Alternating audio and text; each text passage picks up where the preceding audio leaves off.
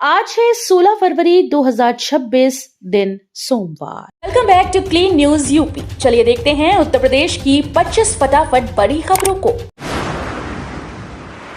महाशिवरात्रि पर महाविजय, भारत ने पाक को 61 रन से हराया, सुपर 8 में धमाकेदार एंट्री। महाशिवरात्रि के मौके पर टीम इंडिया ने पाकिस्तान पर ऐतिहासिक जीत दर्ज की। कोलंबो के आर प्रेमदासा स्टेडियम में भारत ने 61 रन से मुकाबला जीतकर सुपर 8 का टिकट कटाया। ईशान किशन के तूफानी अर्धशतक की बदौलत भारत ने पहले बल्लेबाजी करते हुए 175 रन बनाए। जवाब में पाकिस्तान की टीम 114 रन पर ऑल आउट हो गई। योगी आदित्यनाथ का बड़ा ऐलान, इलाज के लिए अब पैसों की कमी नहीं होगी बाधा। गोरखपुर में जनता दर्शन कार्यक्रम के दौरान मुख्यमंत्री योगी आदित्यनाथ ने आम लोगों की समस्याएं सुनी और अधिकारियों को त्वरित समाधान के निर्देश दिए। उन्होंने भरोसा दिलाया कि किसी भी व्यक्ति की समस्या अनसुनी नहीं रहेगी। विशेषकर इलाज के लिए आर्थिक मदद की मांग करने वाले लोगों को राहत देने का भरोसा दिया। गोरखनाथ मंदिर परिसर स्थित महंत दिग्विजयनाथ स्मृति भवन में करीब 150 लोग पहुंचे और व्यक्तिगत, सामाजिक और आर्थिक समस्याओं के समाधान के लिए मुख्यमंत्री से मिले। उत्तर प्रदेश में आई कौशल क्रांति, 25 लाख युवाओं को आधुनिक तकनीक में प्रशिक्षित करेगी योगी सरकार। योगी सरकार ने प्रदेश में युवाओं को आधुनिक तकनीक से लैस करने के लिए टेक युवा समर्थ युवा योजना शुरू की है। इस योजना के तहत 25 लाख युवाओं को artificial intelligence, augmented reality, virtual reality और एक्सटेंडेड रियलिटी जैसी तकनीकों में प्रशिक्षण दिया जाएगा। सरकार का उद्देश्य केवल आधारभूत संरचना निर्माण नहीं बल्कि ह्यूमन कैपिटल को सशक्त बनाना है। उत्तर प्रदेश में ऐप से मिलेगा खाद, बीपैक्स समिति की सदस्यता होगी जरूरी। उत्तर प्रदेश में किसानों को उर्वरक वितरण व्यवस्था को पारदर्शी और सरल बनाने के लिए सहभागिता विभाग ने नया डिजिटल ऐप तैयार किया। आगामी खरीफ अभियान 2026-27 से बीपैक्स सहकारी समितियों के माध्यम से इस ऐप के द्वारा खाद वितरण होगा। केवल समिति के सदस्य किसानों को उनकी खेती के रकबे के अनुसार रासायनिक उर्वरक उपलब्ध कराया जाएगा। AR सहकारिता रविशंकर चौधरी के अनुसार जो किसान अभी सदस्य नहीं, वे 30 अप्रैल तक सदस्यता लेकर भविष्य में खाद प्राप्त करने में किसी भी असुविधा से बच सकते हैं। उत्तर प्रदेश में भारत नेपाल मैत्री महोत्सव, 8 जिलों में सांस्कृतिक कार्यक्रम। भारत और नेपाल के संबंधों को और मजबूत करने के लिए उत्तर प्रदेश सरकार भारत नेपाल मैत्री महोत्सव का आयोजन कर रही है। आज 16 फरवरी से 28 फरवरी तक चलने वाले इस महोत्सव में प्रदेश के 8 जिलों में सांस्कृतिक और धार्मिक कार्यक्रम होंगे। महाराजगंज, बलरामपुर, श्रावस्ती, बहराइच, लखीमपुर खीरी और पीलीभीत समेत सीमावर्ती क्षेत्रों में दोनों देशों की साझा संस्कृति को प्रदर्शित किया जाएगा। उत्तर प्रदेश राज्य ग्रामीण आजीविका मिशन की पहल, हर मंडल में खुलेंगी दुग्ध उत्पादक कंपनी। प्रदेश में महिलाओं को आत्मनिर्भर और लखपति दीदी बनाने के लिए हर मंडल में दुग्ध उत्पादक कंपनी स्थापित की जाएंगी। फिलहाल संचालित 5 कंपनी से जुड़ी 2.64 लाख से अधिक महिलाएं प्रतिदिन 7.10 लाख लीटर दूध का संग्रहण कर आय अर्जित कर रही हैं। इनमें से 30,000 महिलाएं लखपति दीदी की श्रेणी में पहुंच चुकी हैं। अब इसी सफल मॉडल को प्रदेश भर में लागू किया जाएगा। उत्तर प्रदेश राज्य ग्रामीण आजीविका मिशन महिला स्वयं सहायता समूहों को प्रशिक्षण, वित्तीय सहयोग और बाजार उपलब्ध कराने में मदद करेगा। मेरठ में बनेगा देश का पहला ड्रोन रनवे, बिना पायलट विमान यहीं से भरेंगे उड़ान।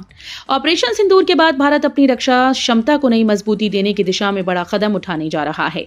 मेरठ में देश का पहला समर्पित ड्रोन और रिमोटली पायलटेड एयरक्राफ्ट रनवे बनाया जाएगा। भारतीय सेना ने 900 एकड़ से अधिक क्षेत्र में एविएशन बेस विकसित करने का फैसला किया है। ये base high tempo drone operation और विशेष ट्रांसपोर्ट एयरक्राफ्ट को सपोर्ट करेगा। बिना पायलट वाले विमान यहीं से उड़ान भरकर निगरानी और जरूरत पड़ने पर दुश्मन पर सटीक कार्रवाई कर सकेंगे। सीमा सड़क संगठन बनाएगा मेरठ में देश का पहला ड्रोन रनवे, 406 करोड़ की परियोजना। मेरठ में देश का पहला समर्पित मानव रहित विमान और ड्रोन रनवे बनाया जाएगा। सीमा सड़क संगठन ने 406 करोड़ रुपए की इस महत्वाकांक्षी परियोजना का टेंडर जारी कर दिया है। किला रोड पर लगभग 900 एकड़ क्षेत्र में बनने वाला यह रनवे रक्षा, निगरानी, ड्रोन परीक्षण और प्रशिक्षण के लिए अहम साबित होगा। ऑपरेशन सिंदूर के बाद केंद्र सरकार ने सुरक्षा ढांचे को मजबूत करने की दिशा में बड़ा कदम उठाया है। सामरिक रूप से महत्वपूर्ण मेरठ छावनी में विकसित होने वाला ये प्रदेश प्रोजेक्ट देश की रक्षा क्षमता को नई मजबूती देगा। प्रदेश में पश्चिमी विक्षोभ की दस्तक, 17-18 फरवरी को मौसम बिगड़ने का अलर्ट। उत्तर प्रदेश के मौसम में एक बार फिर से बदलाव के संकेत मिले। भारतीय मौसम विभाग के मुताबिक एक नया पश्चिमी विक्षोभ 17 और 18 फरवरी को सक्रिय होगा, जिससे कई इलाकों में मौसम बिगड़ सकता है। इस दौरान पश्चिमी उत्तर प्रदेश के कई जिलों में छिटपुट बारिश, तेज हवा और गरज चमक के साथ बूंदाबांदी की आशंका जताई गई। हवा की रफ्तार 30 से 40 किलोमीटर प्रति घंटे तक पहुंच सकती है, जबकि कुछ स्थानों पर हल्की बरसात भी संभव है। आज ई में रिकॉर्ड 2.25 लाख आवेदन। पूर्वांचल में नकल माफियाओं पर एसटीएफ का शिकंजा। उत्तर प्रदेश में शिक्षा का अधिकार अधिनियम के तहत सत्र 2026-27 के पहले चरण में रिकॉर्ड 2.25 लाख आवेदन प्राप्त हुए, जो पिछले वर्ष से कहीं अधिक हैं। प्रदेश के 68,000 निजी विद्यालयों में 6.80 लाख सीट्स पर प्रवेश दिए जाने हैं। इस बीच यूपी बोर्ड परीक्षाओं को नकल मुक्त बनाने के लिए उत्तर प्रदेश विशेष कार्यबल ने पूर्वांचल के गाजीपुर, बलिया, जौनपुर, आजमगढ़ और मऊ को संवेदनशील घोषित किया। पिंडरा में काशीद्वार योजना पर घमासान, किसानों के समर्थन में उतरे सपा सांसद वीरेंद्र सिंह। वाराणसी के पिंडरा क्षेत्र में प्रस्तावित काशीद्वार भूमि विकास, गृह स्थान व बाजार योजना को लेकर किसानों का विरोध तेज हो गया। चनौली और मानापुर सहित 10 गांव के करीब 800 एकड़ उपजाऊ जमीन के अधिग्रहण के खिलाफ किसान आंदोलनरत हैं। किसानों का आरोप है कि सरकार कम मुआवजा दे रही है और जमीन की रजिस्ट्री पर रोक लगाकर दबाव बना रही है। इस बीच समाजवादी पार्टी के सांसद वीरेंद्र सिंह किसानों से मिले और जबरन अधिग्रहण व कथित उत्पीड़न के खिलाफ सड़क से सदन तक लड़ाई लड़ने का ऐलान किया। ग्रेटर कानपुर विकसित करने के लिए 3 कंपनीज तैयार, केडीए जल्द जारी करेगा वर्क ऑर्डर। ग्रेटर कानपुर योजना के विकास के लिए 3 कंपनीज आगे आई। केडीए ने टेक्निकल बिड का अध्ययन पूरा कर स्वीकृति के लिए भेज दिया और फाइनेंशियल बिड खोलकर जल्द ही वर्क ऑर्डर जारी करने की तैयारी कर रहा है। मुख्यमंत्री की शहरी विस्तार योजना के तहत कानपुर इटावा राष्ट्रीय राजमार्ग के पास 5,000 एकड़ क्षेत्र में इस परियोजना का विकास होगा। योजना में रिंग रोड और रेलवे स्टेशन के पास ई-व्हीकल पार्क, मेडिसिटी पार्क और एमएसएमई पार्क विकसित किए जाएंगे। यूपी में जॉब कार्ड धारकों के लिए केवाईसी अनिवार्य, 25 फरवरी तक लक्ष्य पूरा करने का आदेश। उत्तर प्रदेश में मनरेगा योजना में पारदर्शिता बढ़ाने के लिए सभी जॉब कार्ड धारकों के लिए केवाईसी अनिवार्य कर दी गई। इसका उद्देश्य फर्जी लाभार्थियों की पहचान कर वास्तविक मजदूरों को लाभ सुनिश्चित करना है। बलिया के नगरा और चिलकहर ब्लॉक में अभियान तेजी से चल रहा है। नगरा में 69% और चिलकहर में 63% सत्यापन पूरा हो चुका है। अधिकारियों ने 25 फरवरी तक 100% ई-केवाईसी पूरा करने का लक्ष्य तय किया है। बसपा सुप्रीमो मायावती का चुनावी बिगुल, कांशीराम जयंती पर लखनऊ और नोएडा में बड़े आयोजन। बसपा 2027 विधानसभा चुनाव की तैयारियों में जुट गई है। सुप्रीमो मायावती ने पार्टी संगठन को मजबूत बूथ स्तर पर करने के लिए लखनऊ और नोएडा में रैलियों और रोड शो की योजना बनाई है। कांशीराम की जयंती पर 15 मार्च को लखनऊ के इको गार्डन में 12 मंडलों और नोएडा के राष्ट्रीय दलित प्रेरणा स्थल पर 6 मंडलों के पदाधिकारी व कार्यकर्ता जुटेंगे। होली के बाद इन आयोजनों की तैयारी और तेज होगी। मौलाना जर्जिस अंसारी ने हिंदू त्योहारों पर उठाए सवाल, यूपी में सियासी विवाद बढ़ा। उत्तर प्रदेश में मौलाना जर्जिस अंसारी ने हिंदू त्योहारों और धार्मिक गतिविधियों को लेकर विवादित बयान दिया। उन्होंने कहा कि प्रदेश में होली और अन्य हिंदू उत्सवों के दौरान सड़कें लंगर और भंडारों से भर जाती हैं, लेकिन मुसलमानों को जुमे की नमाज के लिए केवल कुछ मिनट्स की इजाजत मिलती है। मौलाना ने यह आरोप लगाया कि उन्हें मस्जिद के भीतर ही नमाज पढ़ने के लिए मजबूर किया जाता है। इस बयान के बाद सियासी माहौल गर्म हो गया और बयान का सीएम योगी के शासन पर सवाल उठाने के रूप में स्वागत या आलोचना हो रही है। केवाईसी न कराने वाले राशन कार्ड धारकों का मुफ्त राशन 28 फरवरी से बंद होगा। खाद्य और उपभोक्ता संरक्षण विभाग ने राष्ट्रीय खाद्य सुरक्षा अधिनियम के तहत सभी राशन कार्ड धारकों के लिए ई-केवाईसी अनिवार्य कर दी है। विभाग ने चेतावनी दी कि यदि 28 फरवरी तक कार्ड धारक अपनी ई-केवाईसी पूरी नहीं करते तो उन्हें मिलने वाला मुफ्त राशन बंद कर दिया जाएगा। इस कदम का उद्देश्य राशन वितरण में पारदर्शिता बढ़ाना और सूची से अपात्र या फर्जी लाभार्थियों को हटाकर वास्तविक जरूरतमंदों तक लाभ सुनिश्चित करना है। एडमिट कार्ड भूलने पर भी परीक्षा संभव, अगले पेपर में प्रस्तुत करना अनिवार्य। उत्तर प्रदेश माध्यमिक शिक्षा परिषद की हाई स्कूल और इंटरमीडिएट बोर्ड परीक्षाएं 18 फरवरी से 12 मार्च 2026 तक आयोजित होंगी।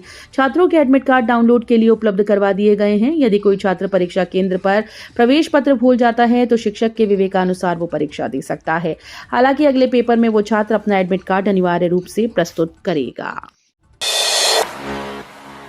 अखिलेश का सीएम योगी पर तंज, सपा प्रमुख अखिलेश यादव ने पार्टी कार्यक्रम में मुख्यमंत्री योगी आदित्यनाथ पर निशाना साधते हुए कहा कि अब उन्हें दिल्ली की हवा खराब लगने लगी है। बिना नाम लिए उन्होंने तंज कसा, जब बोले बुरा बोले। उन्होंने सरकार पर भ्रष्टाचार, गांजा तस्करी और ओवरलोडेड ट्रकों को लेकर सवाल उठाए हैं। साथ ही शंकराचार्य, अहिल्याबाई होलकर और विधानसभा में विपक्ष के नेता के अपमान का आरोप लगाया। भारतीय जनता पार्टी ने यूपी चुनाव 2027 के लिए डिजिटल योद्धाओं की फौज तैयार की।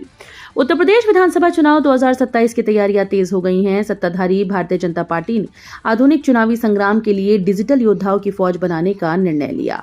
सोशल मीडिया और डिजिटल प्लेटफॉर्म पर विपक्ष की सक्रियता को देखते हुए पार्टी अपने कार्यकर्ताओं को आधुनिक चुनावी उपकरण और प्रशिक्षण से लैस कर रही है। ये कदम भाजपा की रणनीति को और मजबूत करेगा और चुनावी संग्राम का स्वरूप बदलने में अहम भूमिका निभाएगा।